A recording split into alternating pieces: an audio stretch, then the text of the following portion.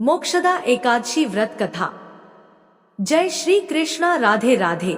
आप सभी श्रोताओं पर भगवान श्री हरि की कृपा सदा सर्वदा बनी रहे, इसी मंगल कामना के साथ आज की वीडियो का शुभारंभ करती हूँ। आज मार्गशीर्ष माह शुक्ल पक्ष की एकादशी तिथि है और आज पापनाशिनी पुण्य प्रदायिनी मोक्ष को देने वाली मोक्षदा एकादशी का व्रत है।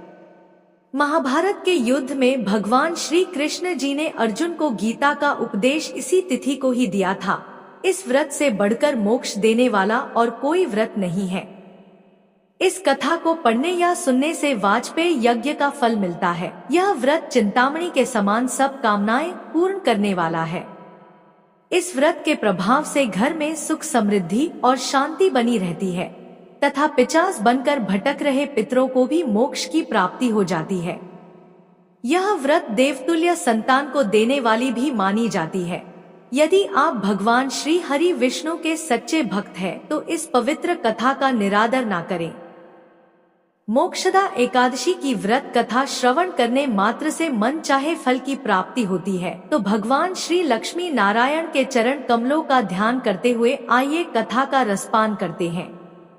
महाराज युधिष्ठिर ने भगवान श्री कृष्ण से कहा है, भगवान, आप तीनों लोकों के स्वामी, सबको सुख देने वाले और जगत के पति हैं। मैं आपको नमस्कार करता हूँ। हे देव, आप सबके हितैषी हैं। मेरे संशय को दूर कर मुझे बताइए कि मार्गशीर्ष एकादशी का क्या नाम है। उस दिन कौन से देवता का पूजन किया जाता है और उसकी क्या विधि है, कृपया मुझे बताएं। भक्तवत्सल भगवान श्री कृष्ण कहने लगे कि धर्मराज, तुमने बड़ा ही उत्तम प्रश्न किया है।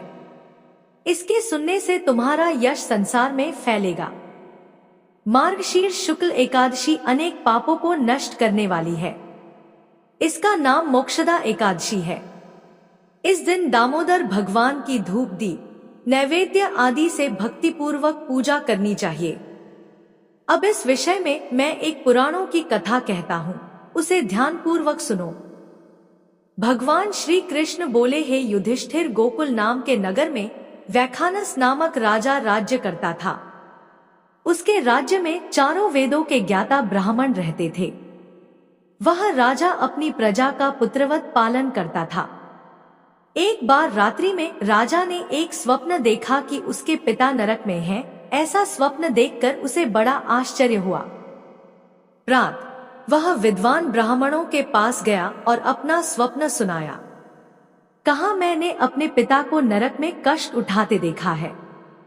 उन्होंने मुझसे कहा कि हे पुत्र, मैं नरक में पड़ा हूँ, यहाँ से तुम मुझे मुक्त कराओ। जब से मैंने ये वचन सुने हैं, तब से मैं बहुत बेचैन हूँ। चित्त में बड़ी अशांति हो रही है। मुझे इस राज्य, धन, पुत्र, स्त्री, हाथी, घोड़े आदि में कुछ भी सुख प्रतीत नहीं होता, क्या करूं? राजा ने कहा, है ब्राह्मण देवताओं, इस दुख के कारण मेरा पूरा शरीर जल रहा है। अब आप कृपा करके कोई तप, दान, व्रत आदि ऐसा उपाय बताइए जिससे मेरे पिता को मुक्ति मिल जाए। उस पुत्र का जीवन व्यर्थ है जो अपने माता पिता का उद्धार न कर सके। एक उत्तम पुत्र जो अपने माता पिता तथा पूर्वजों का उद्धार करता है, वह 1000 मूर्ख पुत्रों से अच्छा है। जैसे एक चंद्रमा सारे जगत में प्रकाश कर देता है, परंतु हजारों तारे नहीं कर सकते। ब्राह्मणों ने कहा, है राजन, यहाँ पास ही भूत, भविष्य, वर्तमान के ज्ञाता पर्वत ऋषि का आश्रम है। आपकी समस्या का हल वे जरूर करेंगे। ऐसा सुनकर राजा मुनि के आश्रम पर गया। उस आश्रम में अनेक शांत चित्त योगी और मुनि तपस्या कर रहे थे। उसी जगह पर्वत मुनि बैठे थे। राजा ने मुनि को साष्टांग दंडवत प्रणाम किया। मुनि ने राजा से राज्य की कुशलता पूछी। राजा ने कहा कि महाराज, आपकी कृपा से मेरे राज्य में सब कुशल है, लेकिन अकस्मात मेरे मन में अत्यंत अशांति होने लगी है। ऐसा सुनकर पर्वत मुनि ने आंखें बंद की और भूत विचारने लगे।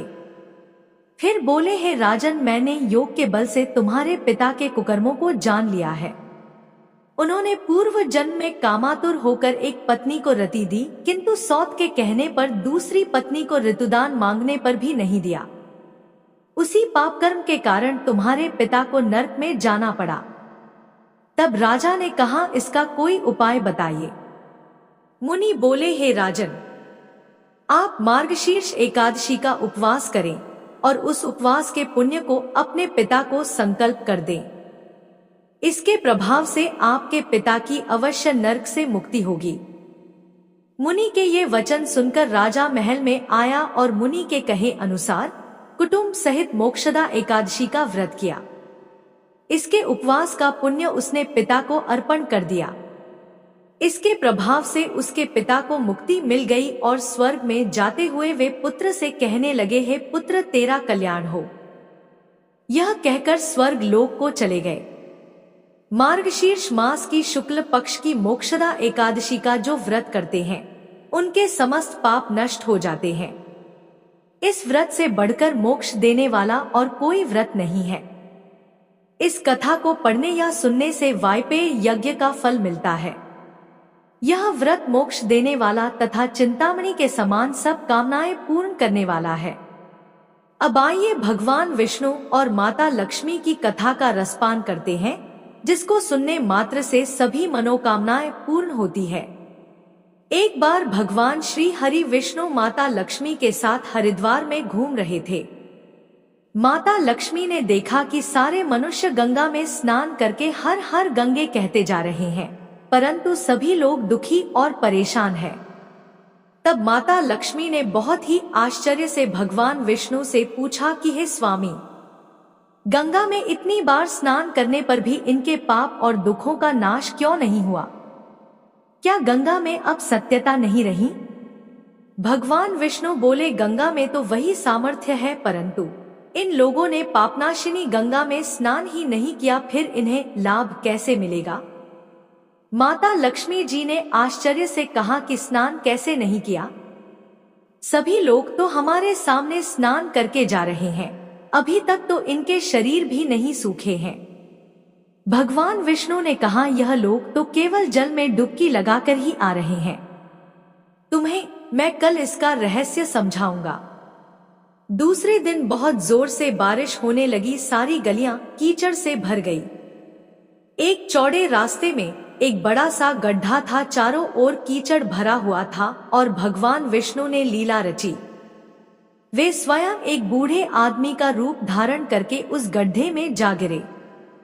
लक्ष्मी जी को उन्होंने समझाकर पास में बैठा दिया कि देखो, तुम लोगों को सुना सुना कर यूं पुकारती रहो कि मेरे बूढ़े पति अचानक गड्ढे में गिर पड़े हैं। कोई पुण्य आत्मा इनको बाहर निकाल कर इनके प्राण बचाएं और हम असहाय दंपति की सहायता करें। भगवान विष्णु ने यह भी समझा दिया कि जब कोई व्यक्ति गड्ढे में से मुझे बाहर निकालने को तैयार हो जाए, तब इतना और कह देना कि मेरे पति सर्वथा निष्पाप है, इन्हें वही व्यक्ति छुए जो खुद भी निष्पाप हो।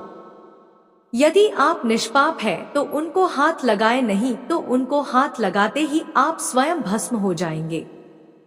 लक्ष्मी जी तथास्तु कहकर गड्ढे के किनारे बैठ गई और आने जाने वालों को सुना सुनाकर भगवान विष्णु की सिखाई हुई बात कहने लगी। गंगा में नहाकर लोगों के झुंड आ रहे हैं और सुंदर युवती को यूं बैठी देखकर कुछ लोगों के मन में पाप आया और कुछ लोगों को धर्म का भय हुआ और कुछ लोग कानून से डरे और कुछ लोगों ने तो लक्ष्मी जी को यह भी कह दिया कि मरने दो इस बुढ़े को, क्यों इसके लिए रोती हो? और कुछ दयालु और चरित्रवान पुरुषों ने उस युवती के पति को बाहर निकालना चाहा, परंतु लक्ष्मी जी के वचन सुनकर वे भी रुक गए। उन्होंने सोचा कि हम गंगा में नहा कर आए हैं तो क्या हुआ, पापी तो हैं ही, कहीं हम सहायता करते समय भस्म ना हो जाए। उनके पास कई व्यक्ति आए परंतु किसी का साहस नहीं हुआ। सैकड़ों आए और सैकड़ों ने पूछा और चले गए। संध्या का समय हो चला, तब भगवान विष्णु ने माता लक्ष्मी से कहा, देखा आया कोई सच्चे मन से गंगा में नहाने वाला। तब थोड़ी देर बाद एक नौजवान युवक हाथ में एक लोटा लिए हुए हर हर गंगे कहता हुआ आया। लक्ष्मी जी ने उसे भी वही बात कही। उस युवक का हृदय करुणा से भर आया। उसने भगवान विष्णु को बाहर निकालने की तैयारी की। लक्ष्मी जी ने उसे रोककर कहा कि भाई, यदि तुम सर्वथा निष्पाप नहीं हो तो मेरे पति को छूते ही तुम भस्म हो जाओगे। उसने उस समय बिना किसी संकोच किए हुए लक्ष्मी जी से कहा, माता, मेरे निष्पाप होने में तुम्हें संदेह क्यों हो रहा है? आपने देखा नहीं, मैं अभी अभी गंगा में नहा कर आया हूं। मैं अभी आपके पति को बाहर निकालता हूं। युवक ने लपक कर उस बूढ़े आदमी को ऊपर उठा लिया। भगवान श्री हरि विष्णु और माता लक्ष्मी ने उसे सच्चा भक्त समझकर अपना असली रूप प्रकट कर दर्शन देकर उसका जीवन धन्य किया। भगवान विष्णु ने माता लक्ष्मी से कहा कि इतने सारे लोगों में से केवल इस एक आदमी ने ही गंगा स्नान किया है। इस दृष्टांत के अनुसार जो लोग बिना श्रद्धा और विश्वास के केवल दिखाने के लिए गंगा स्नान करते हैं, उन्हें वास्तविक फल प्राप्त नहीं होता। सतयुग में देवताओं को कष्ट देने वाला अत्यंत अद्भुत और महाभयंकर मुर नाम का राक्षस था। उस प्रतापी दैत्य ने इंद्र, वसु, ब्रह्मा, वायु और अग्नि आदि देवताओं पर विजय प्राप्त कर अपने वश में कर लिया था। तब इंद्र ने दुखी होकर शिवजी के पास गए और अपना कष्ट शिवजी से कहा। देवराज इंद्र ने कहा, है महादेव, हम सभी देवता अपने लोक से गिरकर पृथ्वी पर भ्रमण कर रहे हैं। हे प्रभु, हम देवताओं की क्या गति होने वाली है? भगवान शंकर ने कहा, है इंद्र, आप जगतपति, शरणागत वत्सल, गरुड़ ध्वज भगवान विष्णु की शरण में जाओ, वही आपको मार्ग दिखाएंगे। इस प्रकार भगवान शिव के वचन सुनकर देवराज इंद्र अपने गणों एवं देवताओं सहित विष्णु भगवान के पास गए। भगवान को जल में सोए हुए देखकर इंद्र दोनों हाथ जोड़कर उनकी स्तुति करने लगे और बोले, हे देवताओं से वंदित पुरुषोत्तम, आपको नमस्कार है। हे दैत्य शत्रु कमल नयन मधुसूदन, हमारी रक्षा करो। दैत्यों से भयभीत ये सब देवतागण मेरे साथ आपकी शरण में आए हैं। हे जगन्नाथ, आप ही शरण देने वाले हैं, आप ही कर्ता हैं और आप ही कारक हैं। आप सभी लोगों के माता हैं, आप ही संसार के पिता हैं। आप ही सबको उत्पन्न, पालन एवं सहार करने वाले हैं। हे प्रभु, आप सभी देवताओं के सहायक हैं और शांति देने वाले हैं।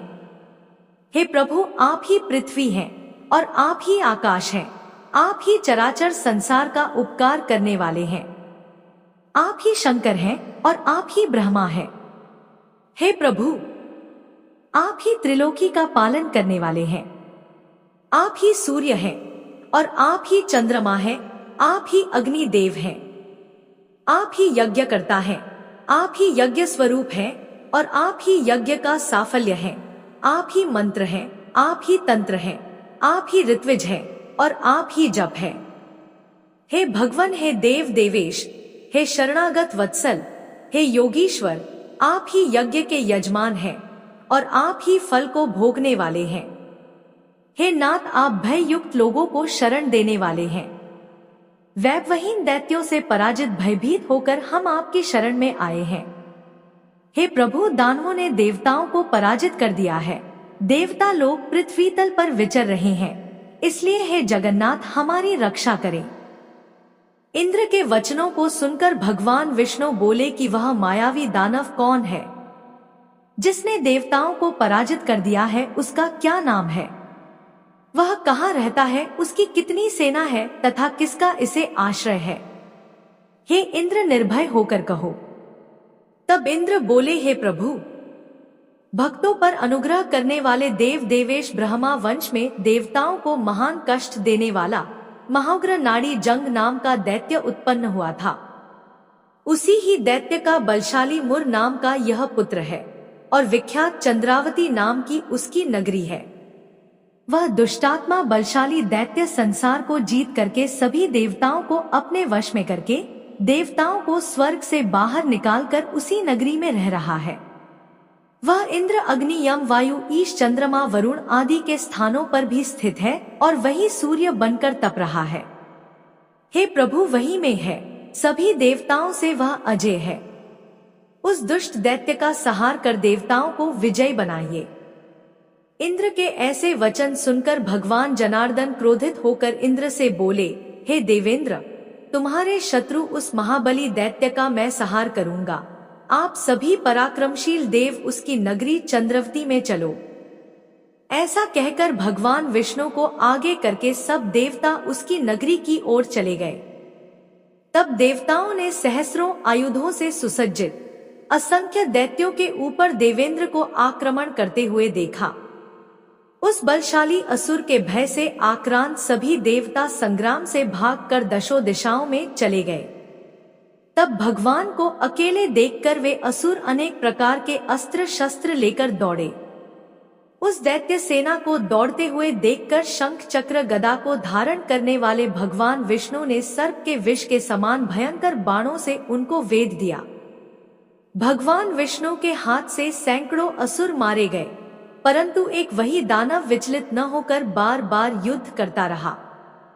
भगवान विष्णु के हाथों से छोड़े गए आयुधों को अपने तेज से कुंठित करने लगा और आयुधों को फूलों के समान समझता रहा। फेंके गए अस्त्र शस्त्र उसको कोई हानि न पहुंचा सके।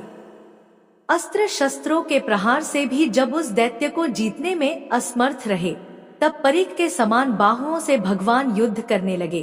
अनेक वर्षों तक बाहुयुद्ध करते हुए भगवान विष्णु थककर बद्रिकाश्रम को चले गए। वहां हेमवती नाम की सुंदर गुफा में जगत के पति भगवान विष्णु ने शयन के लिए प्रवेश किया। हे अर्जुन, 10 योजन विस्तार वाली उस गुफा का एक ही द्वार था। भगवान विष्णु थके हुए सो गए। वह दानव भगवान का पीछा करता हुआ उस गुफा में पहुंच गया। वहां भगवान को सोया हुआ देखकर वह दानव विचार करने लगा कि दानवों का शत्रु इस विष्णु को मैं अब मारूंगा। वह दुर्बुद्धि ऐसा विचार मन में कर ही रहा था कि उसी समय एक दिव्य तेज वाली कन्या का भगवान के अंगों से प्रादुर्भाव हुआ। उस देवी और दैत्य के बीच भयंकर युद्ध हुआ। उस देवी को देखकर वह दैत्य विस्मित हो गया और सोचने लगा कि ऐसी रौद्र रूपा भयानक स्त्री किसने बनाई है, जो अति प्रबल वज्रपात कर रही है। उस महादेवी ने उस महाबली मुर नामक दैत्य को तुरंत रथ रहित करके क्षणमात्र में उसके सब अस्त्र शस्त्र काट दिए। जब बाहु में शस्त्र लेकर महाबल पूर्वक वह दैत्य दौड़ा, तब देवी ने उसकी छाती में घूंसा मारकर उसे गिरा दिया। वह फिर उठकर देवी को मारने के लिए दौड़ा। देवी ने क्रोधित होकर उसका सिर काटकर क्षण मात्र में उस असुर को मारकर पृथ्वी पर गिरा दिया। सिर कटने पर वह दैत्य यमलोक पहुंच गया। शेष दैत्य भय से पीड़ित होकर दीनहीन बने हुए पाताल में चले गए।